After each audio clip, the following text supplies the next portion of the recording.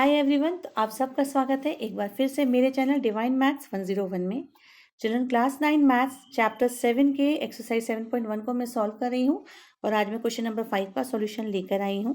इससे पहले मैंने सारे क्वेश्चन चैप्टर 6 के भी अपलोड किए हैं और कुछ इंपॉर्टेंट टॉपिक्स चैप्टर 1 के भी अपलोड किए हैं और कुछ जनरल टॉपिक भी हैं जो आप ब्राउज करेंगे तो आपको मिलेंगे। एंड प्लीज़ जो नए हैं वो please like and subscribe my channel and press the bell icon so that you can get all my videos. तो चलिए क्वेश्चन नंबर 5 का स्टार्ट लेते हैं जो कॉन्ग्रुएंसी रूल के ऊपर है। सो चिल्ड्रन, इसमें हमें क्या क्या दे रखा है सबसे पहले वो नोटिस करते हैं।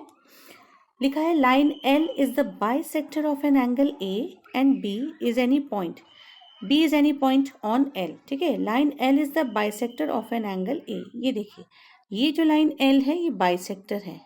अच्छा, अब आपको यहाँ ये पता होना चाहिए what is the bisector. Bisector means, इसमें बाइसेक्टर का मतलब होता है कि जो ये है एंगल वो 2 इक्वल पार्ट्स में डिवाइड हो रहा है, राइट। ये वाला पार्ट और ये वाला पार्ट दोनों एंगल्स कैसे हो जाते हैं, इक्वल हो जाते हैं। ठीक है, अच्छा बी उन्होंने एक पॉइंट हमें बताया, इंडिकेट किया है कि B is a point lying on L. L पर एक पॉइंट है, ये वाला जो पॉइंट क्या है, बी है। ठीक है, चलिए अब आगे बढ़ते हैं।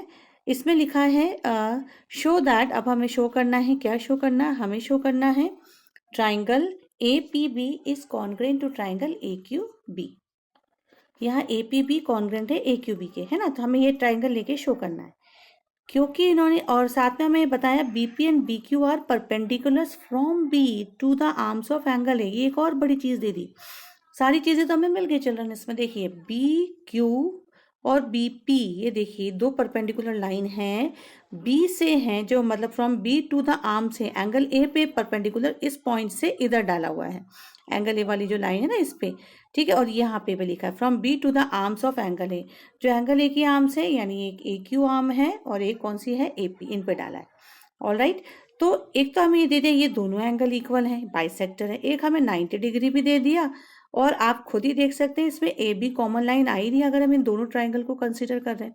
दिख रहा है ना, ये देखो ये ट्राइंगल कौन सा है, AQB दिख गया, और दूसरा ट्राइंगल है APB, राइट। तो इन दोनों ट्राइंगल के अंदर हमें क्या दे रखा है, हमें ये दोनों एंगल भी इक्वल दे दिए, ये दोनों भी एंगल इक्वल दे दिए। अब चिल्ड्रन, अब हमारे पास दो ऑप्शन बचते हैं, और वो दो ऑप्शन कौन से हैं। पहला ऑप्शन तो ये है कि अगर 2 एंगल्स आर गिवन, यानी AA एंगल्स आकर दिया हुआ है, तो फिर हमें क्या चाहिए होता है, either we have required one side, एक तो या तो हमें ये चाहिए या फिर हमें इसके अंदर AS के हिसाब से चाहिए, या AS से बनेगा, या ये बनेगा ASA, है ना। तो ये जो साइड है उसके ऊपर डिपेंड करता है कि ये दोनों रूल इसमें अप्लाई हो पा रहे हैं, इनमें से कौन सा, सॉरी ये भी मैंने वही लिख दिया, ये है AAS रूल। इन दोनों रूल्स में से कौन सा रूल अप्लाई हो रहा है। ठीक है, तो अगर आप यहाँ फोकस करेंगे तो आपको दिख रहा है यहाँ पर ये वाला एंगल इक्वल है और ये वाला एंगल, AQ और AP लाइन तो इक्वल नहीं दी है ना, हमें ये दिया ही नहीं है क्वेश्चन में कहीं से भी। हमें सिर्फ AB लाइन मिल सकती है जो हमें सोचनी है। बेटा जब भी इस टाइप के क्वेश्चंस होते हैं ना, दो चीजें तो हमें मिलेंगी to prove congruency, and third thing we have to identify, या हमें अपने माइंड से AB को लेना है। अब अगर यहाँ पे आपने BQ और BP ले लिया या AQ और AP ले लिया तो क्वेश्चन का आंसर गलत हो जाएगा। ठीक है, तो यहाँ आपको बहुत ध्यान से कॉन्शियसली सोचना है कि कौन सी मैक्सिमम टाइम पे हमें ना कॉमन आर्म मिल जाती है, तो सबसे पहले इसी को ही देखना चाहिए। इसी पे देखो ये ट्राइंगल ये भी बना है और इस पे ही ये बना है, तो बस अब हमारी प्रॉब्लम सॉर्ट आउट हो गई। एक साइड है, इस पे एक एंगल है और एक एंगल ऊपर है। अब ऊपर होने का मतलब पता है क्या हुआ, यानी ये वाला रूल तो हमारा हो गया फेल। ये जो दे रखा है ये तो हो गया फेल, है ना, और ये वाला रूल हो गया पास। क्यों, क्योंकि ये वाले रूल में अगर आपको अभी भी कंफ्यूजन है तो मैं बता देती हूँ। इस वाले ट्राइंगल का मतलब ये होता है, एक साइड तो ये जैसे मैंने यहाँ बताया ये वाली साइड, ये एंगल, और दूसरा एंगल है ना वो यहाँ ऊपर की साइड होगा, इस वाली साइड पर नहीं होता है। ठीक है, तो ये वाली साइड पे हमें एंगल नहीं देखना चाहिए, हमें कहाँ देखना चाहिए, उसके जस्ट अपोजिट, जो साइड दे रखी है ना उसके अपोजिट डायरेक्शन में, या उस एंगल के दूसरी लाइन पे, अदर आर्म पे ढूंढना चाहिए। होता वही है, देखो एक एंगल जैसे देखा जाए तो इसी वाली आर्म पे ही है। देखो इसमें मैं बताऊं तो आपको देख के समझ में आ जाएगा। ये देखिए ये वाला जो एंगल है ना, इसकी ये वाली जो आर्म आ रही है इसी पे ही तो आ रहा है ना ये वाला एंगल, ये देखिए, और एक आर्म जो है वो कॉमन आ रही है, तो ऊपर ढूंढना चाहिए हमें, उसके ठीक ऊपर की डायरेक्शन में देखना चाहिए कि वो कहाँ है। बस अब हमें एंगल मिल गया तो जो जो गिवन है पहले हमने वो लिखा। Line L is the bisector of angle है। देखिए मैंने कहीं भी कुछ नई लाइन नहीं लिखी, जो क्वेश्चन में था एज इट इज लिखा, लेकिन एल इससे हमें क्या रिलेशन निकला है उसको मैंने इक्वेशन 1 नाम दे दिया। तो मेरा क्वेश्चन में देखो एल बाइसेक्टर है तो मैंने लिखा क्यू ए बी एंगल है वो पी ए बी के इक्वल है। See this is the Q A B angle that is equal to P A B. Why? Because it is the bisector. If it is the bisector, both the angles must be equal. And I have given the name equation 1. इसको 1 equation नाम दिया। ठीक है, अच्छा next क्या है? Also BP and BQ are perpendiculars. ये भी दे रखी लाइन, मैंने कहीं अलग से नहीं, देखो यहीं से लिखी है लाइन। अगर ये परपेंडिकुलर है तो उससे क्या रिलेशन निकलेगा? आप जानते हैं P और Q कितने डिग्री के हो जाएंगे? 90 degree, because they said it is perpendicular. उसे इक्वेशन 2 नाम दिया। यहाँ देख लीजिए इसमें फिगर में, ये देखिए Q 90 डिग्री और P भी 90 डिग्री है। ठीक है, चलिए दो चीज़ें हमें मिली तो मैंने 1 और 2 करके लिख दिया।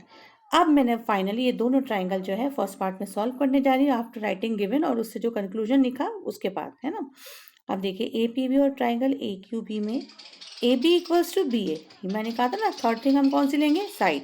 तो मैंने लिख दिया A B equals to B A. अच्छा इसको मैंने थर्ड नाम दे दिया 1 2 और 3। अब आप देखो ये angle and this is the common side. तो इन तीनों को जब आप नोटिस करेंगे, यहाँ मैंने समझा ही दिया कौन सा रूल यूज हो रहा है यहाँ पे, 1 2 एंड 3 से ए एस रूल। बस इस ए एस रूल से मैंने ये पूरा रिलेशन लिख दिया कि ये ट्राइंगल कैसे हो गए कॉन्ग्रुएंट। तो दोबारा लिखने की जरूरत ही नहीं पड़ी। अब आप समझ गए होंगे कि मैंने 1 2 3 नाम क्यों दिया। हमें और दोबारा लिखना नहीं पड़ता, क्योंकि जब मैथ्स का पेपर होता है तो बहुत सारे हमें शॉर्टकट थोड़ा सा लेना चाहिए, और यहाँ से हम शॉर्टकट भी नहीं ले रहे, हम बाकायदा लिख रहे हैं ना। देखो इक्वेशन, हमें दोबारा ये चीज़ें लिखने की ज़रूरत नहीं पड़ेगी। तो by A S we have proved. ठीक है, तो फर्स्ट थिंग तो हमने प्रूव कर दी। अच्छा अब ये जो भी इसके बाद बोलता है ना कि ये लाइन इसके इक्वल है, क्या ये एंगल इसके इक्वल है, तो वो सब येस हो जाएंगे। क्यों? Bye CPCT. सीपीसीटी आप जानते हैं ना, आपको पता है, आपने पढ़े भी होगा कि कौन से पार्ट होते हैं सीपीसीटी, यानी congruent part of corresponding parts of congruent triangles. ठीक है, सीपीसीटी ये रहा, मैं कलर करके बताती हूँ, ये रहा, एक मिनट, सीपीसीटी। ठीक है, corresponding parts of congruent triangles. तो ये कॉरेस्पॉन्डिंग पार्ट्स हैं, तो उससे हम लिख सकते हैं direct BP equals to B Q. अब देखो बीपी और बी क्यू क्या है, ये रहा, ये बीपी और ये बी क्यू, ये पूछते क्या ये इक्वल है, और B is equal distance from, और क्या बी इक्वल डिस्टेंस पे है इन दोनों आर्म से? तो यस, क्योंकि बीपी और बी क्यू अगर इक्वल होंगे तो एक ही डिस्टेंस पे होगा ही होगा। तो मैंने क्या कहा, जब once we have prove triangle is congruent we can use the CPCT and write down directly, और इसे डायरेक्ट लिखा कि BP equals to B Q. और यस ये है from the arms of a angle A से जो लिखा लाइन थी, जो लाइन लिखी थी वो यहाँ पर लिख दी। तो क्वेश्चन इजी है, बस आपको 2 पार्ट मिलेंगे, थर्ड थिंग जो है वो ये वाली साइड जो आपको ढूंढनी। And that's all, question solve हो गया। आई होप आपको सॉल्यूशन इजी लगा होगा, समझ आया होगा। Thanks and please like and subscribe my channel. Till then bye bye, take care.